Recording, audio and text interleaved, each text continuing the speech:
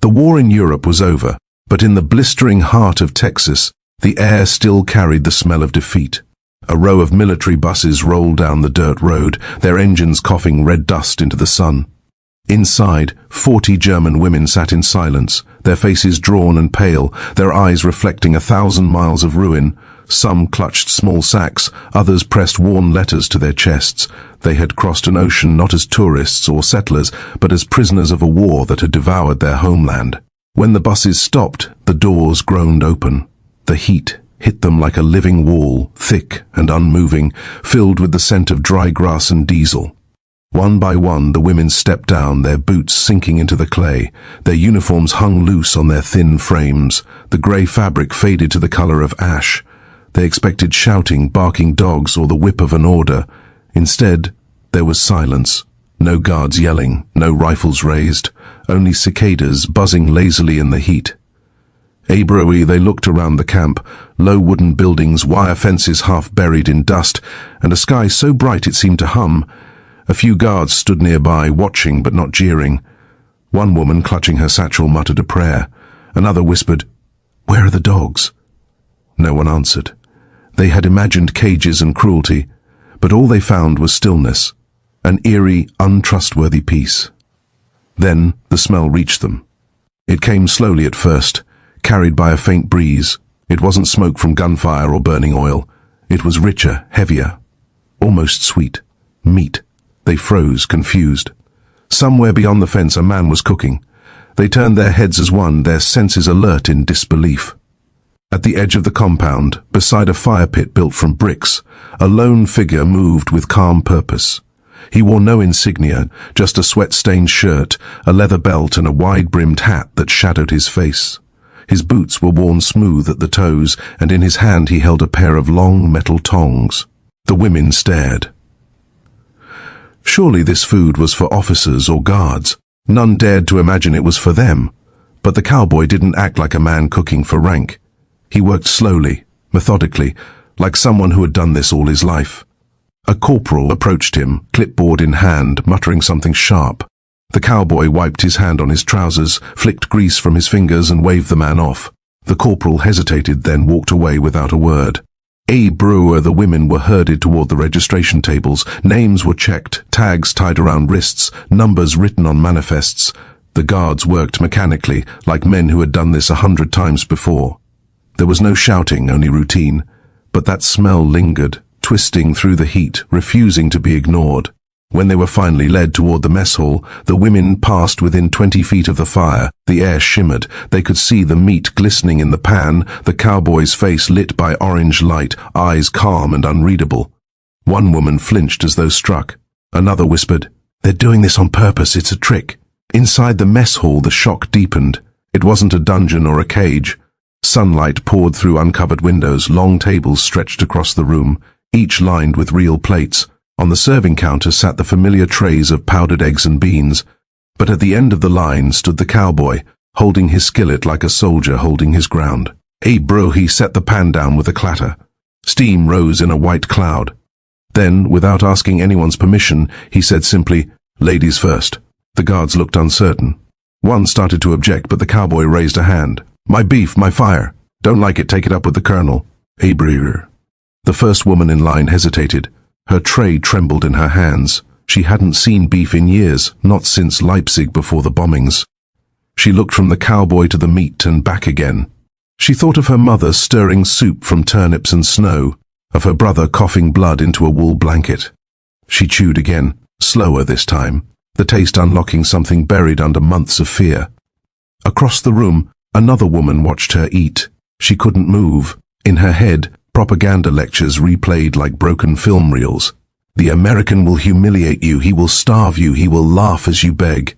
And yet here he was, feeding them. No laughter, no cruelty, only silence and smoke. One by one the women approached the line. The cowboy served them all, steady and unhurried. The room filled with the soft scrape of knives and forks, the quiet rhythm of disbelief.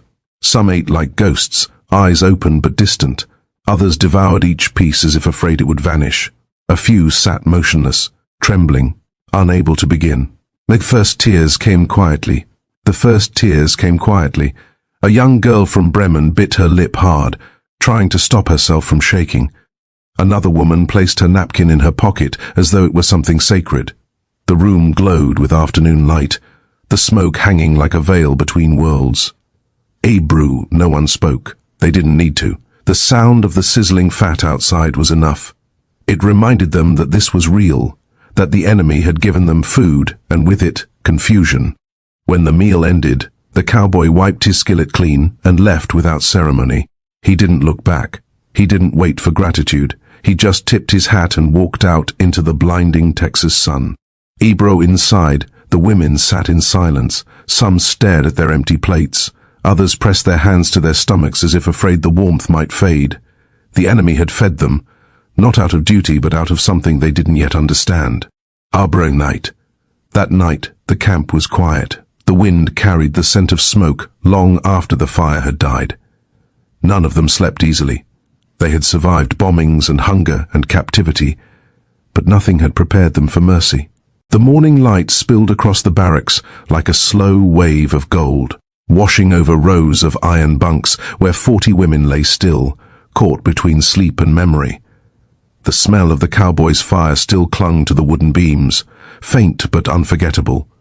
Some had dreamed of it, the hiss of fat, the crackle of flame, the impossible warmth that had spread through their chests when the enemy had handed them food. But dreams fade, the shame did not. They rose quietly, dressing in the same threadbare uniforms that had carried them across oceans. Their faces were tired but alert now, haunted by a question none dared to voice. What had the meal meant? Was it kindness or cruelty in disguise? No one knew. Ebro at breakfast there was no steak, only the familiar rations, powdered eggs, pale coffee and a slice of cornbread. The women took their trays in silence. They should have been relieved to see normalcy return, yet something inside them had shifted. The absence of the meal felt heavier than its presence. The cowboys' defiance had broken the pattern of fear and hunger, and now they couldn't return to the old rhythm. Greta, a young woman with light hair pinned neatly under her cap, sat at the end of a table and moved her spoon in circles through the eggs without eating. Across from her, Marta stared down at her own tray, her fingers trembling slightly. "It was a test," Marta whispered. Greta looked up, startled. "A test?"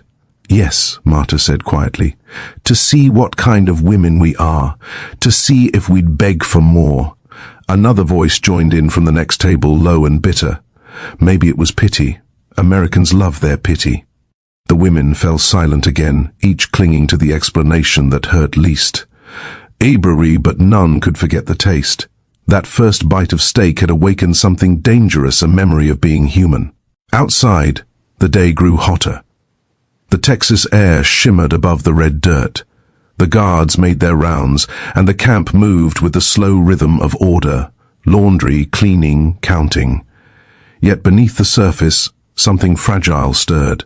The women avoided the mess hall's back door where the fire pit still stood. The smell of smoke drifted faintly on the wind, as if the ghost of the previous night refused to leave. Abraho, by noon, rumors had begun. Some said the cowboy had been punished for breaking regulation. Others whispered that the officers had turned a blind eye. No one knew for sure. That evening, when the sun dipped low and the shadows stretched across the camp, the women lined up again for supper. They held their trays differently now, not with fear, but with something like expectation. But when they reached the counter, there was only soup and beans. The cowboy was there, moving quietly, stacking pans, his hat tilted forward. He did not look up. The women moved through the line one by one, pretending not to notice him. But every eye found him in the corner of the room, his presence like a living secret. When one of the younger women dropped her spoon, he picked it up, wiped it clean with a rag, and placed it back on her tray. She managed to whisper, "Danke." He didn't respond, only nodded once. That single gesture rippled through the room like a spark through dry grass. Ebru. That night the barracks were filled with whispers. Some women wept softly into their blankets, others stared at the ceiling, the wood creaking under the Texas heat. The ink was faded, but the words were clear. "We boil weeds for soup. Father's hands are bleeding from digging. The cellar still holds. Be careful." She traced the handwriting again and again, her fingers trembling, Her mother was starving, and here she was, full for the first time in years. She wanted to write back, to tell the truth, but shame sealed her lips. Across the room, Marta was talking softly to Ursula, the radio operator. "When I ate," Marta said, "I thought of my father's voice. He used to hum when he cooked. I had forgotten that sound." Ursula nodded. "It's strange, isn't it? The war made us forget ordinary things, a song, a meal, a kind look. They feel dangerous now." The conversation faded into quiet. One by one, others joined in, not loudly, but just enough to fill the silence. It wasn't a German anthem nor an American tune. It was something older, something that belonged to no country. In the shadows near the door, the cowboy stood listening. He had come to check the lamps, but stopped when he heard the voices. For a moment he stayed still, hat in hand. Then he turned and stepped out into the night. The fire pit outside was cold now. Only a few faint embers glowed. He crouched beside them, stirred the ashes and stared into the dying light. He didn't think of politics or orders, their laughter that still echoed somewhere in his mind. He wondered what they would think if they saw him now feeding the enemy. Maybe they'd understand, maybe not. Back inside, Greta lay awake. Her stomach was full, but her heart was restless. She closed her eyes and saw the cowboy's face lit by firelight, the steady calm of a man who didn't ask permission to do what was right. Ebru. The next morning, the camp stirred again, the same as always. But something had changed, forever. Ebru. It began with a meal, simple and small. A meal that broke no chains and ended no wars, but one that fed something far deeper than hunger. And though none of them dared to say it aloud, they all knew that first forbidden meal had done something irreversible. It had reminded them that mercy could come from the hand of a stranger, and that was the most dangerous truth of all. The Texas dawn broke over the camp like a slow awakening, gold light spreading across the red clay and the low wooden barracks. The air smelled of dust, cattle, and something faintly metallic, like the memory of war refusing to die. The guards stirred first, boots crunching on gravel, their shadows long and tired. And before anyone else, the cowboy was already there. He moved with quiet purpose, his steps steady and unhurried. The fire pit near the mess hall was cold when he reached it, a black circle of yesterday's smoke, but he knelt and rebuilt it from memory.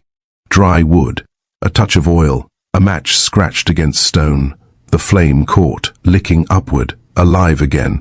He stared into it for a long moment before setting down the iron skillet.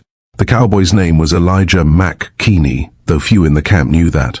Everyone simply called him Mac. He wasn't military, he didn't belong to the guards or the officers. He didn't wear stripes, just a sun-bleached shirt and a sweat-stained hat that had seen better days. His hands were rough, the hands of a man who had worked too long and lost too much.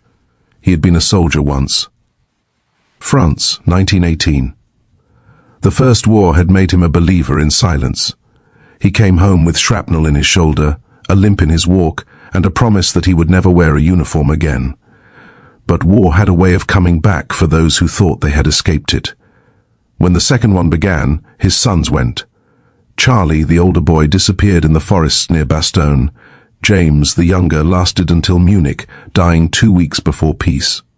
The army sent 2 letters and 2 medals. Mac buried them both in a box behind his barn. He never opened the envelopes again.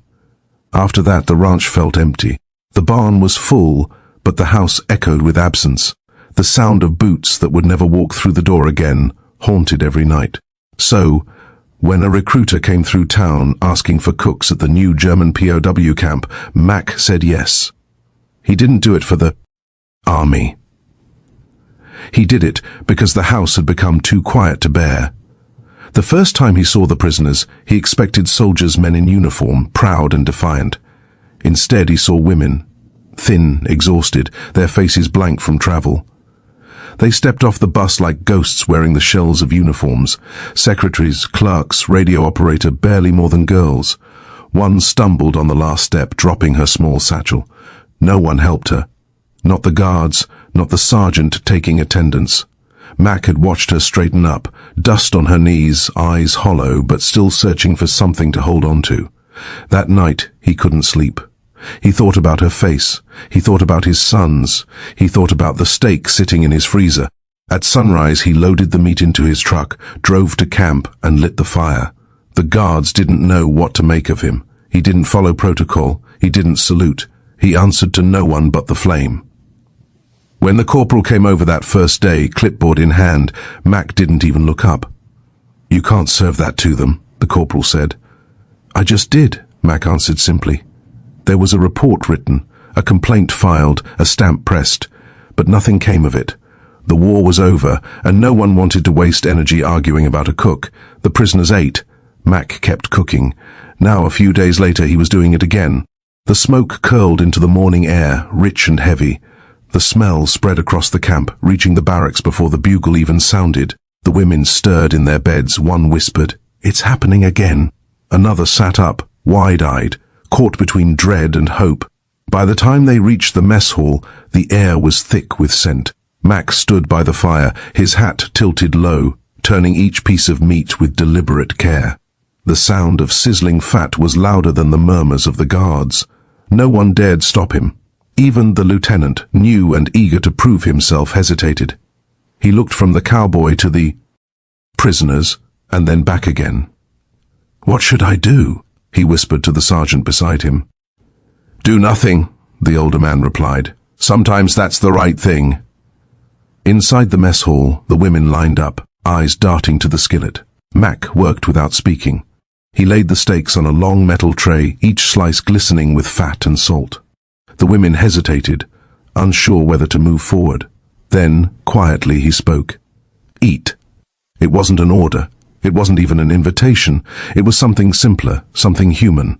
One woman, her uniform hanging loose from her shoulders, stepped forward. Her fingers shook as she accepted the plate. When she sat down, she whispered a prayer she hadn't said since childhood. The first bite brought tears to her eyes. She didn't taste meat. She tasted home. Behind the counter, Mac kept working. He didn't look up. His face stayed unreadable, carved by years and sun and loss. But his hands were steady, and there was something sacred in the way he moved. Each turn of the meat was like a benediction. Outside, the guards gathered by the supply shed, smoking in silence. One said, "They shouldn't be eating better than our own boys." Another answered, "Maybe our boys would have wanted them to."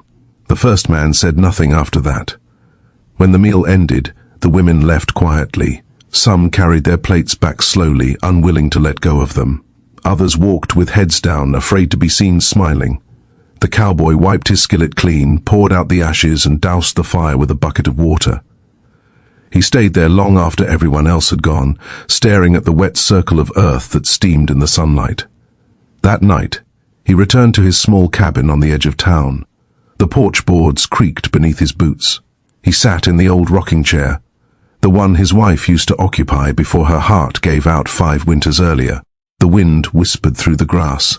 He took off his hat and held it in his lap. For the first time in a long while, the silence didn't feel cruel. It felt earned. In the camp, the women lay awake again. No one spoke, but every one of them felt it, the shift, the change. The war outside had ended weeks ago, but inside them, something new was beginning. A battle between what they were told to believe and what they now knew to be true. Kindness, it turned out, was harder to survive than cruelty. The next morning, when they saw smoke rise again from the pit, none of them looked away. Some smiled, some crossed themselves, and one whispered softly, almost like a confession, "That man has more courage than any soldier I ever met." The days began to pass like drifting smoke.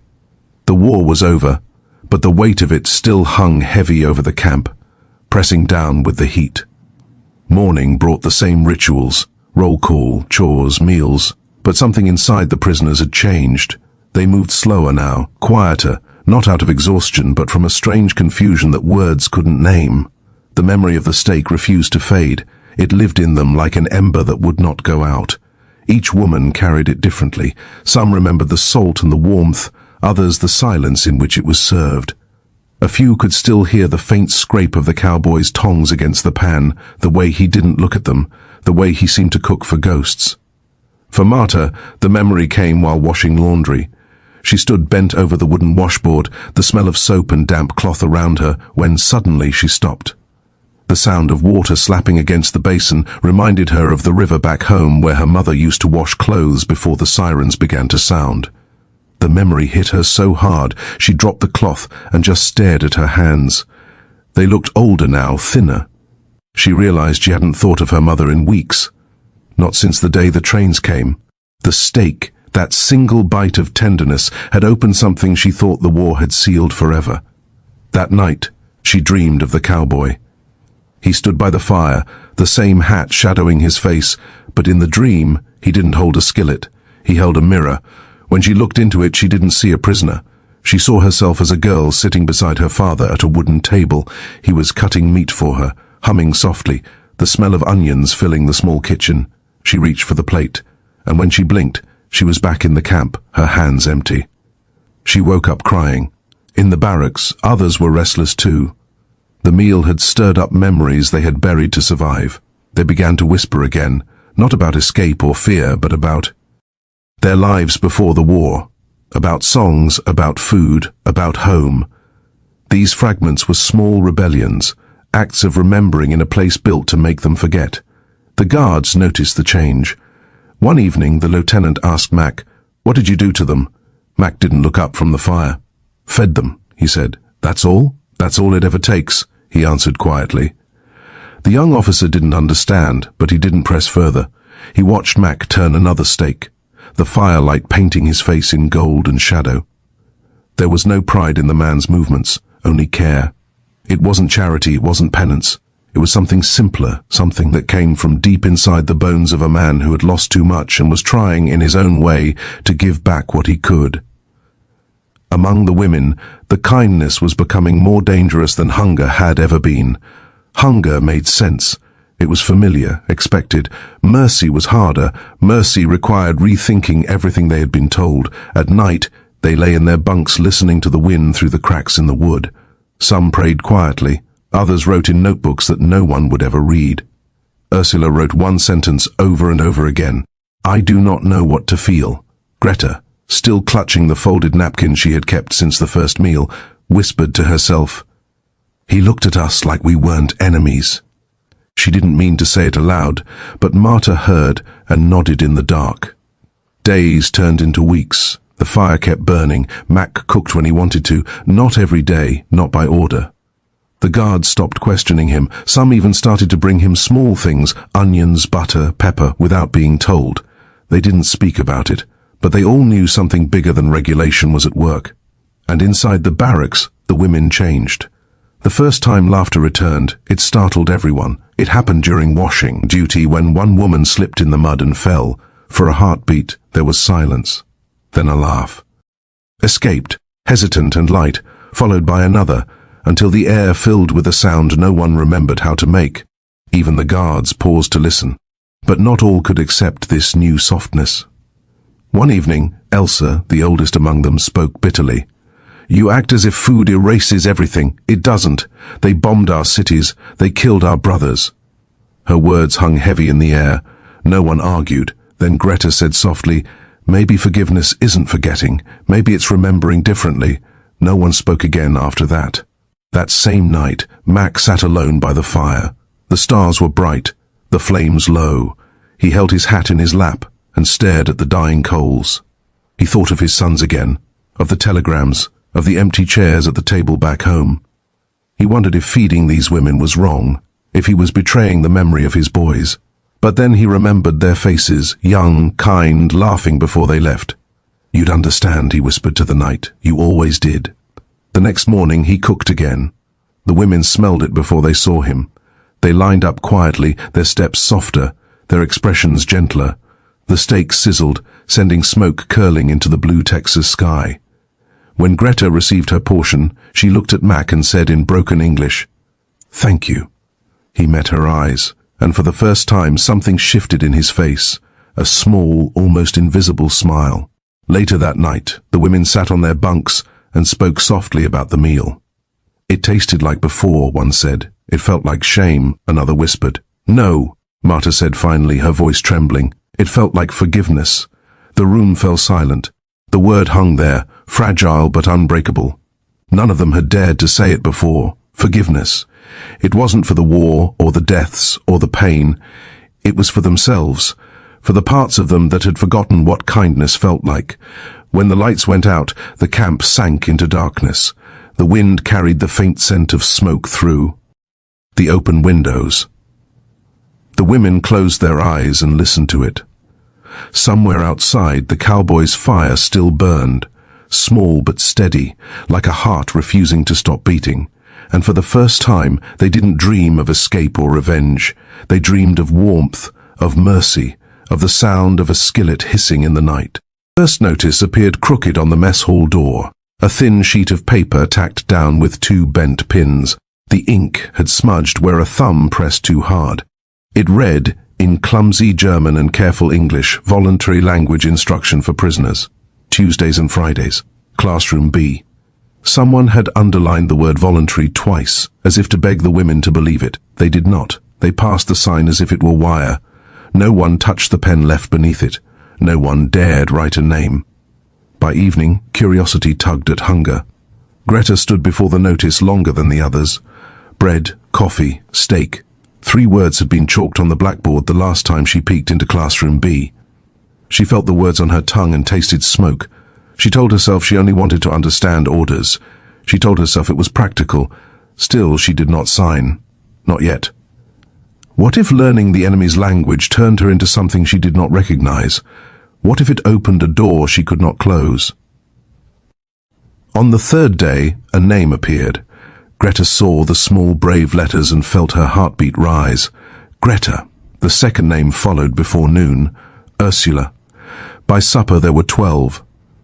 The guard said nothing. The cowboy passed the door once with a bucket of water and did not even glance at the paper. The women watched him anyway. If he disapproved, they would stop. If he nodded, they might continue. He did neither. The choice remained theirs, which was somehow more frightening. Classroom B had been a storage hut. The windows were streaked with dust and the desks were too small, but the light fell in a friendly way across the floorboards. A guard from Oklahoma stood at the front, hat tucked beneath his arm, hair too long for regulation. He wrote 3 words in chalk: bread, coffee, steak. He pointed to each and said them slowly, the way a father teaches a child to sound out letters. The women did not laugh. They repeated each word like a prayer they had once forgotten. Bread, coffee, steak. The room felt warmer when they finished. The guard smiled, not as a victor, but as a teacher whose students had surprised him. The lesson moved to simple phrases. My name is, I am alive. The guard made each woman say the second one twice, I am alive. The sentence landed in their chests like a stone in water. For a moment, no one breathed. Then someone at the back swallowed hard and said it again, louder. I am alive. The guard nodded and wiped at his eye as if dust had caught it. Why did 4 words feel heavier than a uniform? Why did speaking them feel like standing at a cliff? After class, Greta opened the small notebook she kept hidden in her boot. Her handwriting had grown angular, the curves of girlhood burned away by trains and sirens. She wrote thank you in English and spelled it wrong. Thank you. She crossed it out. Thank you. She stared at the phrase until it blurred. Who was she thanking? The guard, the cowboy, the day that had not broken her. She shut the book quickly, as if someone could read her thoughts through the cover. Not everyone agreed to learn. Elsa called it betrayal. Every word I learn feels like treason, she said, closing her notebook with a snap. The room went quiet. Marta answered gently. So did eating. The sentence hung between them like laundry on a windless day. No one moved, no one argued. The truth had the final word. The second week, the lessons grew bolder. Window, chair, freedom. The guard hesitated before writing the last one. He could have chosen another. He wrote it anyway. Freedom. The women stared as if the chalk had drawn a doorway. What did freedom mean to a prisoner whose belly was full but whose letters from home smelled of ash? What did it mean to a cowboy who cooked for the enemy and went home to a porch that creaked under the weight of grief? The word refused to behave. It would not stay on the board. Greta tried to practice at night. She whispered bread, coffee, steak into her blanket and felt foolish and naive in the same breath. Ursula traced the alphabet with a finger on the mattress. Marta copied phrases and then tore the pages into strips as if language were contraband. A few women could not sleep at all. When the barracks fell quiet, someone hummed a tune that sounded almost like a lullaby. It was not German, it was not American. It belonged to the place where memory meets hope, and it pulled the whole room closer to the border of tears. The guards noticed the change before the women did. The line in the mess moved faster. The eyes at the window looked farther than the fence. One afternoon, the lieutenant paused outside classroom B and listened to the chorus of careful English threading the air. He had fought in a war of bullets and maps. Here he heard a war of syllables and breath. He stepped away, uncertain which was greater. During the third week, the cowboy passed classroom B as the lesson ended. Greta came out last, her notebook clutched to her chest. She lifted her eyes and tried a word she had practiced in the dark. "Thank you." The cowboy tipped his hat. He did not smile. He did not speak. Yet the air around the single exchange felt changed, as if the word had landed where a wound had been waiting. Who had forgiven whom, and for what? Neither could say. The question followed Greta back to her bunk and would not leave. The next lesson began with a sentence the guard wrote slowly, as if unsure he had the right. "Mercy is not weakness." He made them read it together. The room filled with the sound of voices finding shape in a foreign place. Mercy is not weakness. The sentence did not erase the dead. It did not rebuild houses or return fathers to their kitchens. It did something smaller and harder. It gave them a way to think without breaking. That night, a parcel of letters arrived from Germany. The paper was thin as breath. One read, "We boil weeds again." Another said, "The cellar still holds." A third, in a trembling hand, confessed, "I buried him with my own hands." No one spoke for a long time. Then Marta folded her letter and said in English, slowly but clearly, "I am alive." She was not boasting. She was answering the dead with the only thing she had. The room seemed to lean toward her, as if drawn by gravity. The next day, a new poster appeared beside the class notice. Sewing circle, story hour, hymns at sundown. The camp was not becoming a village, it only looked like one at the edges. Still the women read the words with the same caution they had given the first notice, then drifted toward the activities as if to a river they did not trust. During story hour, the guard from Oklahoma read a page from a book in simple English. The tale was about a horse and a boy who could not let it go. When he finished, Greta wiped her face and pretended it was the dust. Language became a bridge. They walked one careful plank at a time.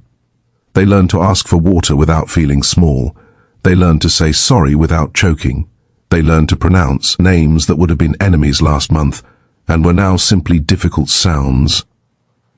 Each new word loosened a knot inside them. Each sentence laid down a board over a chasm they had not known how to cross. Yet every step forward opened another drop below their feet. If they could ask for bread in English today, could they forgive in any language tomorrow? If they laughed at a joke told by a guard, did that laughter belong to them, or had they traded it for their old lives? The questions grew faster than the answers. On a humid evening at the end of August, a thunderstorm rolled over the camp. Rain drummed the roofs and rushed in silver curtains off the eaves. Classroom B filled anyway. The guard raised his voice over the roar and wrote one more sentence on the board.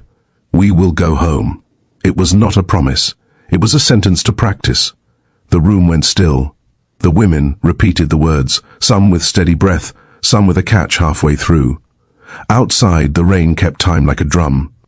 When class ended, the women stepped into the corridor where the cowboy stood out of the rain, hat dripping, hands empty. For a long moment, no one moved. Then Ursula spoke in careful English. "You cooked, we remember." He nodded once and looked away, as if the floor could answer for him. The lightning flashed and threw his face into a relief that made him look very old and very young. Another woman added, also in English, "You made us feel like people." The words landed in the storm and did not wash away. That night the barracks settled slowly. Greta opened her notebook and wrote a line in German, then translated it into English. The sentence shook as she finished it. "I do not forgive the war. I forgive myself for still wanting to live." She closed the book and lay back, listening to the rain fade into crickets. Sleep came like a shore. Morning would bring chores and fences and the same long Texas road. It would also bring the smell of smoke if the cowboy chose to light his fire. The women did not know which they feared more, the day he would cook or the day he would not. Each choice carried a cliff inside it. Each word they learned pulled them a step farther from the person they had been, and a step closer to the person they might become.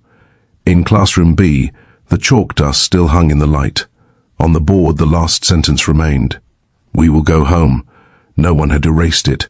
No one knew what the word home would mean when the gates finally opened. The question waited like a train in the night. It was coming. It had not arrived. And when it did, would they still hear English in their dreams, or would the old tongue reclaim them and pull the bridge apart plank by plank? The storm had cleared, but the air still tasted like rain. The camp breathed with it. Somewhere beyond the wire a fire took, small and stubborn. It lifted a ribbon of smoke that found the open windows of classroom B and the cracks in the barracks wall.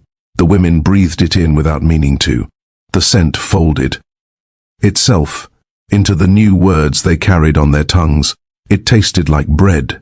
It tasted like coffee. It tasted like steak. It tasted like the beginning of a freedom none of them yet understood. The mornings had grown cooler. The endless Texas summer was giving way to autumn, and the camp began to smell less of sweat and dust, more of hay and wood smoke. The guards wore their sleeves rolled down now, and the women, though still prisoners, walked with their collars open, no longer choking on the heat. Routine continued as always, yet everyone sensed a quiet anticipation moving beneath it, like wind beneath dry grass. For weeks the rumors had whispered the same promise. The war was over. Soon the ships would take them home. The idea felt both impossible and unreal. For many of the women, home no longer existed except as memory. Cities were gone, families scattered, names lost to the rubble. What waited across the Atlantic was not comfort, but ghosts. Greta sat on the steps outside the barracks one morning, writing in her notebook. Her sentences had become smoother, her English more confident, but her heart still tripped over each word. "We will go home soon," she wrote. Then she paused, stared at the phrase and whispered to herself, "Home." The word sounded small in the open air. A guard passed nearby and nodded politely. She nodded back, startled by how natural it felt. In the mess hall, Mac cooked quietly. He had grown thinner, his hair more grey than brown now, but his movements were as steady as ever. He no longer cooked steak often, but sometimes, when he thought no one was watching, he would light the fire just to hear it crackle. The women pretended not to notice, though they always did. The smell carried across the yard and wrapped around them like something warm and far away. One afternoon, an officer arrived with a clipboard and a voice full of finality. "Names will be read tomorrow," he announced. "Prepare for departure." The women stood still, their eyes wide, unsure whether to rejoice or weep. The news fell over the camp like sunlight on a closed door. Some smiled, some crossed themselves, a few simply sat down where they stood. That night, no. One slept. The barracks hummed with whispers. Ursula whispered prayers in German. Marta wrote letters she would never send. Greta opened her notebook and read aloud the words she had learned in classroom B. Bread, coffee, steak, freedom. The others listened, repeating them softly like a farewell litany. When morning came, the sky was a pale silver. The buses waited beyond the gate. The women lined up in their plain clothes, cotton dresses and borrowed shoes. Their old uniforms had been taken away, burned or boxed for storage. The guards handed them small parcels, soap, a comb, a handkerchief. One woman stared at the items as if they were treasures from another world. As their names were called, they stepped forward one by one. Some carried letters, others small mementos from the camp, a folded napkin, a strip of cloth, a pebble from near the fire pit. They moved slowly, each step heavier than the last. When Greta's turn came, she turned once to look back at the mess hall. The door was open. Inside, the cowboy stood by the fire, hat in hand. He didn't speak, he didn't wave, he simply watched. She wanted to say something, anything, but her throat closed. Instead, she lifted her hand slightly, just enough for him to see. He nodded once in return, the smallest of gestures, but it was enough. The buses started their engines. The air filled with the rumble of departure. Dust rose in long ribbons as the wheels turned toward the train station. The women sat silently, faces pressed to the glass. The camp receded behind them, the fences shrinking into lines, the smoke from the cowboy's fire a faint thread against the sky. The ship that carried them across the Atlantic smelled of salt and diesel. They slept in bunks stacked 3 high, The sea rocked them into uneasy dreams. Some prayed for land, others prayed not to reach it. They didn't speak much. There were no words left for what they were leaving behind. When they arrived in Europe, the world looked broken. The rail. Stations were husks of stone and iron. Streets lay cracked beneath layers of soot. In Leipzig, in Dresden, in Hamburg, the ruins stretched like scars. One woman stepped off the train and found nothing where her home had been, only a heap of bricks and the twisted frame of a door. Marta returned to Bremen and found her mother's grave marked by a wooden cross with no dates. Ursula discovered her father sitting on a doorstep, thinner than she remembered, staring at nothing. Greta went to Leipzig, carrying her notebook like a talisman. Her apartment was gone, her neighbors gone, her street unrecognizable. She stood where the window once was and whispered in English, "I am alive." The words didn't echo, they just settled quietly into the dust. The people who survived the war did not welcome the prisoners home with open arms. To many, captivity was shame. "You were fed by the enemy," one neighbor sneered. "You came back fat while we starved." Greta wanted to tell them the truth, but there was no way to make it sound right. How could she explain the kindness of a man who said nothing, who gave without question? How could she describe a piece of steak that had made her feel human again? So she said nothing. None of them did. Silence became their protection. They folded the memory of Texas deep inside themselves, like a photograph too precious to show. They lived quietly, married, had children, grew old. But every year, when the air turned warm and the scent of grilled meat drifted from the neighbor's yard, something inside them stirred. Greta began a small ritual. Once each year, on the same summer day, she cooked steak in her kitchen. She seasoned it the way she remembered. Salt, pepper, nothing more. She sat by the window while it sizzled, watching the smoke curl upward, thin and blue. She never explained the ritual to anyone, not even her daughter. It was not about the food. It was about the memory of a moment when the world had shown her mercy instead of punishment. In time, letters passed between a few of the former prisoners. They spoke cautiously of those days in Texas, careful to keep their tone factual. The guards were fair. The food was enough. None dared mention the cowboy or the fire, but every one of them thought of him when they wrote. They wondered if he still lived, if the fire pit still stood, if the Texas sky still burned the same way at dusk. For them, hunger had become a language, and kindness its translation. The two could never be separated again. They had left America behind, yet it remained in them like a flavor they could never quite forget. Years later, Greta's daughter found her mother's old notebook. The pages were yellowed, the ink faded, but the handwriting was clear. On the last page, written carefully in both German and English, were the words, "The war took our homes. Kindness gave them back." Greta had written it when she was 70 years old.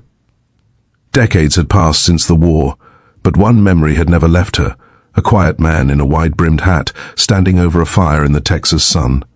He had not smiled, he had not lectured, he had simply cooked. Her children knew nothing about him. To them, their mother had been an ordinary woman, a teacher who loved books, flowers, and quiet evenings. But beneath that calm life lay the echo of a single day that had changed everything. It was the day she had eaten her first real meal as a prisoner. The day kindness had made her question everything she had believed about strength and mercy. She began the letter slowly, her handwriting shaking but determined. "I have tried to forget you," she wrote, "but forgetting is not the same as peace. The memory of that day has lived beside me like a shadow that never leaves, gentle but unrelenting. You gave us food without asking who we were. You looked at us and saw people when we did not even see ourselves. That silence of yours spoke louder than any sermon." She stopped to rest her hand, looking out the window at the grey Bremen sky.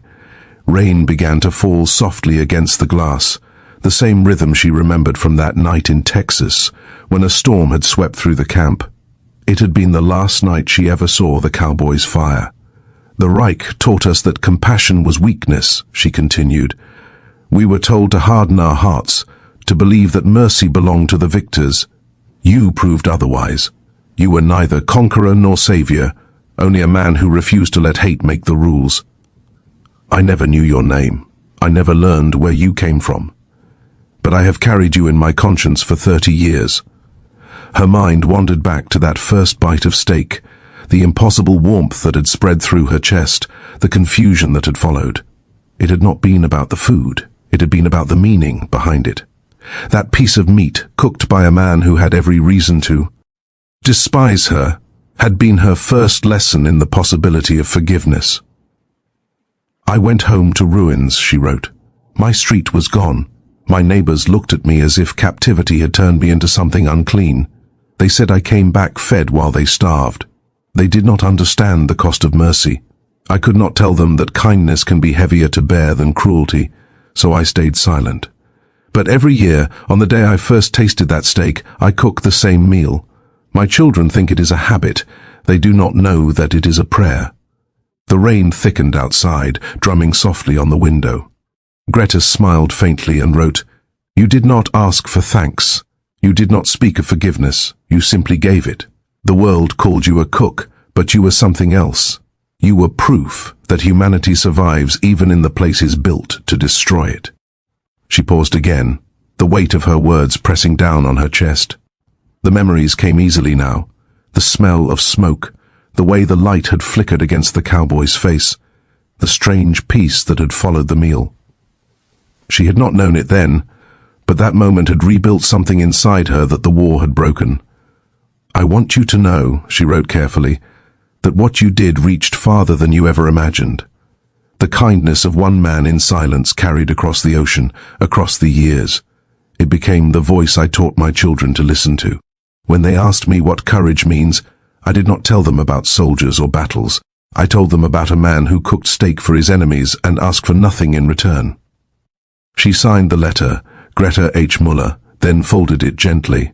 There was no address. There was no one to send it to. The man who hadn't spoken was likely long gone, buried somewhere under the same sky that had once glowed orange with his fire. But she slipped the letter into an envelope anyway and placed it in her drawer, beside a photograph of her children. That night, she lit a small pan on the stove and cooked a single piece of steak. The smell filled the cottage. She sat by the window, eyes half closed, and whispered into the quiet, "You never asked for forgiveness, but you gave it anyway." Years later, after Greta's death, her daughter found the letter while sorting through the house. She opened it slowly, afraid to break the fragile paper. When she read it, tears blurred the words. She did not know who the man was, but she felt the power of her mother's gratitude. She placed the letter back in the envelope and kept it safe. Across the world, in the quiet plains of Texas, the remains of Camp Huntsville had long been reclaimed by the earth. Grass grew where the barracks once stood. The fences had rusted away, and only a few bricks marked the place where the mess hall had been. But locals still told stories of a man who used to light fires there after the war, an old cowboy who came every summer evening to cook by himself, staring into the flames as if they held ghosts. Some said he was mourning, some said he was praying. No one knew that the fire he lit was the same one that had fed mercy to 40 frightened women 3 decades earlier.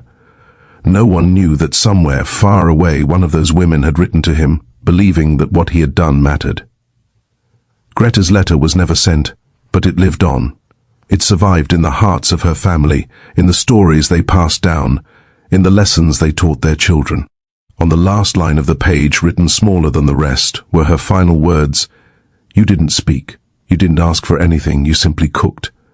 And in that silence, you reminded me that kindness is a choice, and sometimes the bravest thing a person can do is feed someone they have every reason to hate." The ink had faded, but the truth of it remained bright, and though time had carried them far from that fire in Texas, the warmth of it still lingered, quiet and eternal, like a prayer that never stopped burning.